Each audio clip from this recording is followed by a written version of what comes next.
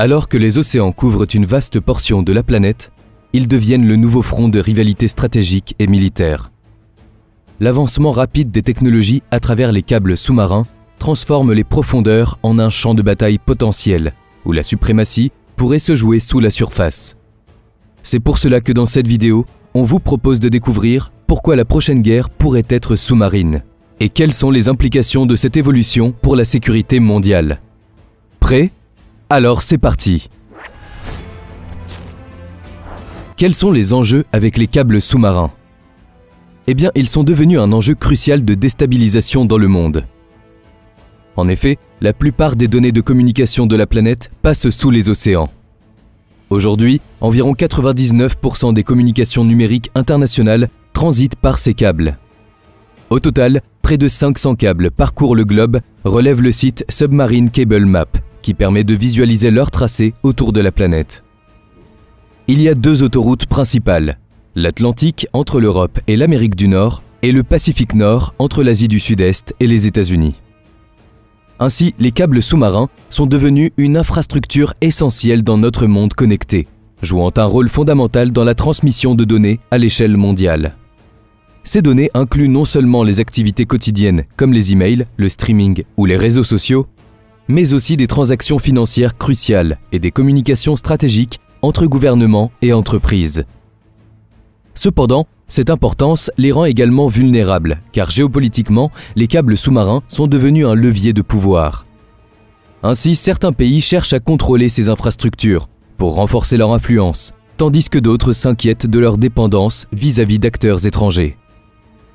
Sur le plan économique, toute interruption dans leur fonctionnement peut entraîner des conséquences graves, car les transactions financières internationales, le fonctionnement des entreprises et même les marchés boursiers reposent sur cette infrastructure. Les perturbations peuvent donc provoquer des pertes financières massives et ralentir l'économie mondiale. Le plus inquiétant est que ce type d'attaque peut être réalisé de manière simple, par un plongeur en eau profonde par exemple, ou encore par un navire tirant une ancre ou un filet de pêche, détériorant un câble sur son passage. Pourtant, aujourd'hui, aucun organisme ne régule la pose ni la surveillance des câbles sous-marins. Alors que les drones sous-marins sont en pleine expansion, ces derniers pourraient s'attaquer aux câbles aisément accessibles et causer, pour un coût modeste, de grands chaos régionaux, voire mondiaux. Mais alors, que font les nations du monde entier pour protéger ces infrastructures? Et quelles sont les tensions actuelles? Regardons ça de plus près. Avec un monde de plus en plus dépendant à Internet, il semble crucial de renforcer la sécurité de ces infrastructures pour prévenir de tels actes de sabotage en investissant massivement dans la surveillance et dans la protection de ces câbles. En Europe, la Commission européenne a appelé les États à faire preuve de vigilance dans une recommandation sur la sécurité et la résilience des câbles sous-marins. Ainsi, chaque État membre doit mettre l'accent sur la protection des infrastructures de communication sous-marine dans sa stratégie nationale de cybersécurité, ainsi que veiller à cartographier les risques potentiels. Un autre objectif est de renforcer sa coopération dans le domaine avec l'OTAN. En parlant de l'OTAN, l'organisation planche sur un projet de redirection des données depuis les abysses vers les satellites. En effet, en juillet 2024, on apprend que dans le cadre d'un programme nommé Sciences pour la paix et la sécurité, l'organisation a approuvé une subvention de 433 600 $ pour permettre à des chercheurs américains, islandais, suédois et suisses de trouver un moyen de réacheminer le trafic Internet des câbles sous-marins vers les systèmes satellitaires en cas de sabotage ou de catastrophe naturelle. À ce jour, les satellites opèrent seulement 1% du transit de données. Le magazine Géo explique qu'avant de créer un système opérationnel, les chercheurs passeront 2 ans à tester des prototypes et à se conformer à la réglementation.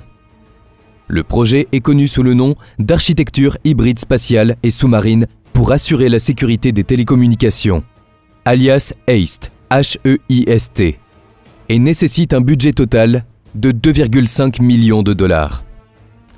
Il sera développé en partie dans un banc d'essai sous-marin pour les câbles à haute tension près de la plus grande base navale de Suède. D'ailleurs, la marine suédoise et le gouvernement islandais figurent parmi les parties intéressées par l'utilisation de ce système. Il faut savoir que ces derniers mois ont été marqués par plusieurs événements marquants. En mars 2024, on apprend que les rebelles Houthis, un groupe armé originaire du Yémen, auraient été à l'origine de l'endommagement de câbles reliant les régions d'Europe, d'Asie et d'Afrique, quelque part entre la ville saoudienne de Djeddah et l'État de Djibouti en Afrique de l'Est. Ces dégâts seraient le résultat d'un missile Houthi. En fait, le 18 février 2024, le MV Rubimar, un cargo vraquier, est touché par 2 missiles anti-navires tirés par les Houthis dans un contexte de crise en mer Rouge alors qu'ils transportent une cargaison d'engrais. Cette attaque a contraint l'équipage à jeter l'ancre et à abandonner le navire. Les premières évaluations montrent que l'ancre a vraisemblablement, en raclant les fonds, sectionné les câbles sous-marins qui fournissent des services de communication et des services Internet au monde entier. Plus récemment, en novembre 2024, on apprend que 2 câbles sous-marins de communication ont été coupés en quelques heures en mer Baltique. Très vite, on cherche un responsable et on se tourne vers la Russie. La veille, la présence d'un navire espion russe, le Yantar, dans la zone maritime exclusive irlandaise, près des câbles sous-marins qui relient l'Irlande au Royaume-Uni, avait déjà été remarquée. Un bâtiment de la flotte irlandaise l'avait alors escorté hors de la zone, tandis que les marines françaises, britanniques et américaines suivaient ses mouvements. On pourrait alors parler de guerre hybride. Une guerre hybride est une stratégie militaire qui combine des méthodes conventionnelles et non conventionnelles pour affaiblir un adversaire sans nécessairement déclencher un conflit ouvert ou déclaré. Cette forme de guerre brouille les frontières entre la guerre et la paix, exploitant des zones grises qui compliquent l'attribution directe des actions hostiles. L'objectif principal de la guerre hybride n'est pas toujours de conquérir un territoire, mais souvent de déstabiliser un État, de miner la confiance dans ses institutions et d'exploiter ses divisions internes. Les attaques peuvent cibler des infrastructures critiques, comme des réseaux électriques ou financiers, ou influencer l'opinion publique par des campagnes de propagande souvent amplifiées par les réseaux sociaux. Comme on le voit avec les câbles sous-marins, les nouvelles technologies jouent un rôle central dans ce type de conflit.